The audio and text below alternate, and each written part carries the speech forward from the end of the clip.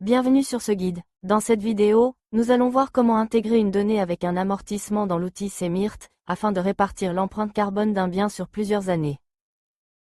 Rendez-vous sur votre espace de saisie dans Cmirt. L'amortissement concerne certains biens dits amortissables comme par exemple les bâtiments, véhicules, machines, le matériel informatique, ou encore des logiciels ou du mobilier. Vous pouvez consulter la liste des biens amortissables et leur durée directement auprès de votre expert comptable, ou tout simplement vous référer au tableau affiché ici, qui s'aligne aux durées d'amortissement prévues par le Code général des impôts en France. Prenons l'exemple d'un véhicule utilitaire que vous avez acheté en 2022.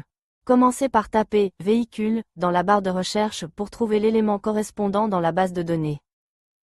On vous demande ici de rentrer la masse du véhicule en tonnes. Soit vous connaissez précisément le poids de votre véhicule, soit vous pouvez prendre une moyenne. Ici, nous considérons un véhicule type camionnette de 1,5 tonnes. Renseignez ensuite les informations dans l'espace commentaire pour identifier clairement le bien. Par exemple, Renault Kangoo Diesel 1.5 DCI. On vous suggère de remplir également les champs références facture et fournisseur pour assurer une meilleure traçabilité de la donnée. Par exemple, la facture d'achat numéro 2022-04-58 est Renault en tant que fournisseur du véhicule. Dans notre exemple, nous avons la fiche technique du constructeur, qui indique une empreinte carbone de 5500 kg de CO2 équivalent. Cochez alors la case « Taux CO2 personnalisé » et renseignez cette valeur. Indiquez également la source de cette donnée, par exemple la fiche technique Renault dont vous disposez en interne. Pour terminer, cochez la case amortissement.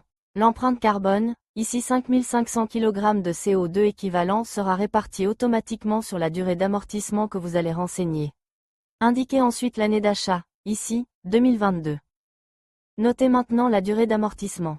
Pour un véhicule utilitaire, elle est généralement de 4 ans, selon les durées admises par le Code général des impôts. Cette démarche suit la même logique que pour la valeur financière d'un bien, on ne comptabilise pas tout d'un coup, on répartit l'empreinte carbone année après année. Cliquez ensuite sur « Enregistrer » pour valider et conserver la donnée. Vous retrouverez aussi cette ligne dans l'extraction Excel des données. Pour cela, cliquez sur « Exporter la collecte ». Le fichier Excel vous donne alors accès à toutes vos données saisies depuis le départ. Vous voyez ici en jaune, la ligne correspondante à notre exemple. Vous disposez de toutes les informations essentielles. Vous retrouverez notamment l'année d'achat, le taux personnalisé, la durée d'amortissement et la source du taux.